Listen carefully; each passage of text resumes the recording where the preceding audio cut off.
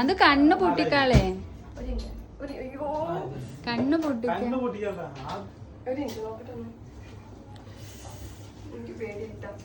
അയ്യോ വേണ്ടമ്മേ,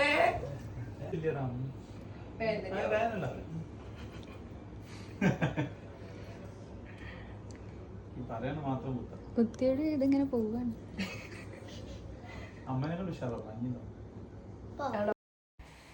ഇത് കണ്ടാൽ എല്ലാവരും വിചാരിക്കും ആരോ നിർബന്ധത്തിന് കുത്തുകയാണ്. നന്ദു അവളുടെ ഇഷ്ടത്തിന് തന്നെ കുത്തുക കേട്ടോ മൂക്ക്. കുറേ ആയി എൻ്റെ അടുത്ത് പറയുന്നു മൂക്ക് കുത്തണമെന്ന്. പിന്നെ ഞാനും വിചാരിച്ച് കുറച്ചൊന്ന് കഴിഞ്ഞോട്ടെ എന്ന്. അറിയാം ഇപ്പോഴും അതിനകത്തുള്ള ഏജ് ആയിട്ടില്ല എന്നുള്ളത്.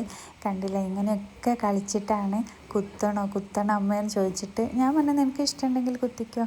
അങ്ങനെ പാവമുണ്ടാവും കേട്ടോ ആ ജ്വല്ലറിയത്ത്. അയാൾ ഒരുപാട് ക്ഷമിച്ചിട്ടുണ്ട്. ഫൈനലി അവൾ മൂക്ക് കുത്തി കേട്ടോ. പിന്നെ എടുത്തു പറയേണ്ട ഒരു കാര്യം എന്ന് വെച്ചാൽ നല്ല ഗുഡ് സർവീസ് ആയിരുന്നു കേട്ടോ. ഒരുപാട് ടൈം നന്ദു എടുത്തിട്ടു. ഒരു ദേഷ്യമൊന്നും ആ ഒരു ആളുടെ മുഖത്തുണ്ടായിരുന്നില്ല.